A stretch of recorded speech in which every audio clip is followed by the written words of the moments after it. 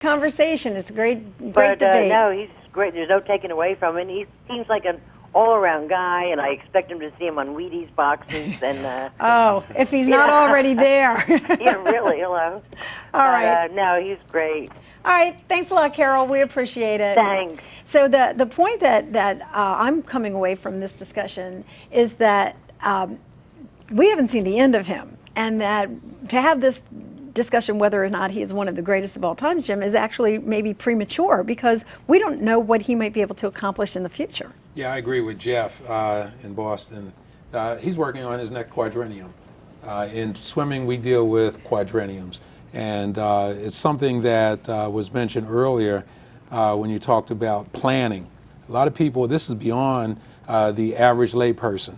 When you're in high school and your teacher asks you to write an essay, what are you going to be doing 5 years from now? You sit and think about it, but athletes, they already have that plan. And he's already working on London, and he's going to work on a different set of events. He said that in his interview already. So whatever he did at this Olympics, he's going to change it at the next Olympics. Really? Yes. I thought that was particularly impressive that he's talking about how he's going to go for some of the shorter events. And I mean, I think you want to talk about, accomplishing something as an athlete. If he can modify, what he's doing and then make achievements in other areas, that's really amazing in itself. It's not he's just staying in his own zone. He's going to branch out. I mean, obviously we're not talking about other sports. He's not going into other sports. But the fact that he's establishing that plan, he's going to move forward with that, I think makes him a great athlete. I think with great athletes is you always want to prove to yourself, can I do this? Can I change the events that I'm going to do? He could easily rest on what he's accomplished and retire, and he could be the greatest athlete of all time, but he's saying, I want to go forward, I want to change things up. And I think that speaks not just to the power of his talent, but also the power of his mind, that he can imagine this and he has a confidence at a relatively young age to execute this, and to master the media is, I think, a bonus. Just 23 years old, and he is already in the record books. What does the future hold for Michael Phelps? We're going to continue that conversation in just a moment. Will he one day earn that title of best athlete of all time? And if he doesn't have it right now, in your opinion, who does? I love a good sports debate, so join in, tell us what you think. If you're on the telephone line, go ahead and hold on. We're going to come to you as soon as we get back from this break. That's in 3 minutes. Now there are more ways than ever to have your opinion voiced with It's Your Call. Get interactive at cn8.tv. Create a buzz by blogging. Enlighten us by email. Or push your opinion on the web poll. It's your call.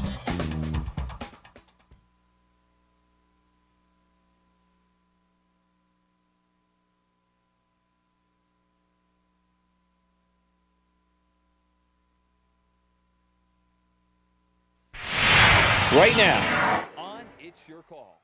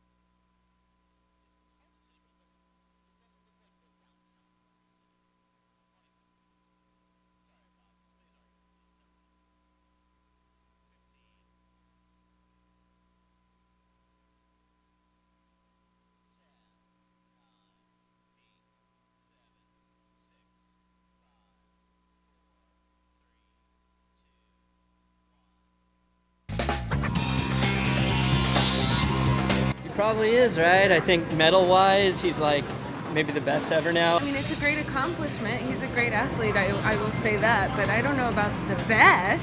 He's going to be one of the greatest athletes in the world. Physically, he's distanced some people out because he's about 6'4". He wears 14 shoe. I mean, he's a big guy, and he's a good swimmer. I think he's definitely one of the top 5 athletes in the world. I mean, he's broken Olympic records. He's, 8 gold medals in this one time. It's beyond what anybody else has done. Is Michael Phelps the best athlete ever, or is he the best in his field, or is it too early to even have that discussion because he has a long career ahead of him? All questions that we're asking as we begin our last segment here on this edition of It's Your Call. If you were unable to get through on the telephone lines, you can still give us a try, but another way that you can communicate with us is to send us an It's Your Call electronic message. That's an email of 60 characters or less. You'll see it at the bottom of the screen. Of course, while you're on cn8.tv, you can always email us longer version of your thoughts, or maybe you want to start a blog. We'd like to see what you have to say about that. Jeff, I know that this topic of conversation is one that you've been talking about on Out of Bounds Late Night. Everybody is talking about Michael Phelps.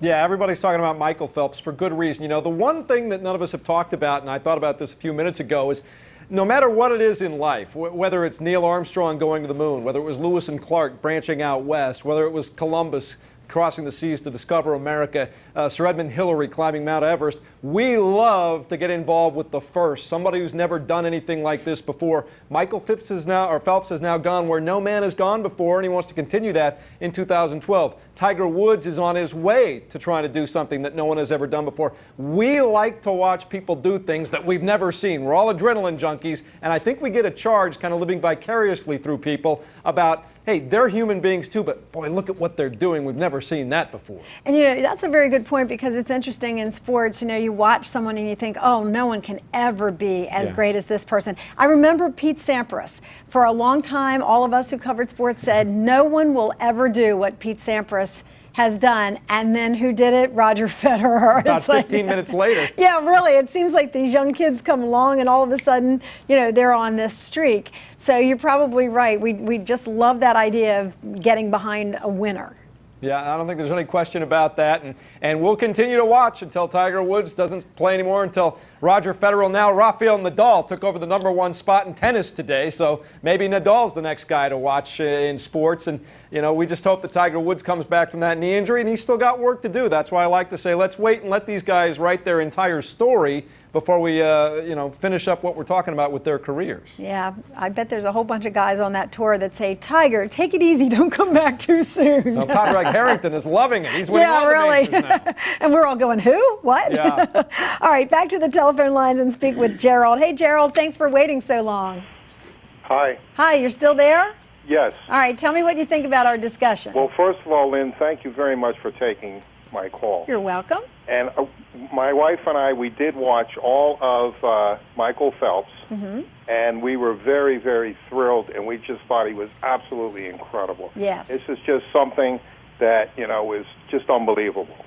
And, however, listening to what all your hosts have said, and also your other callers, I agree with, what they say, but actually, to really pick the best athlete, I have been watching sports for 55 years, and really, like you said, it's the test of time.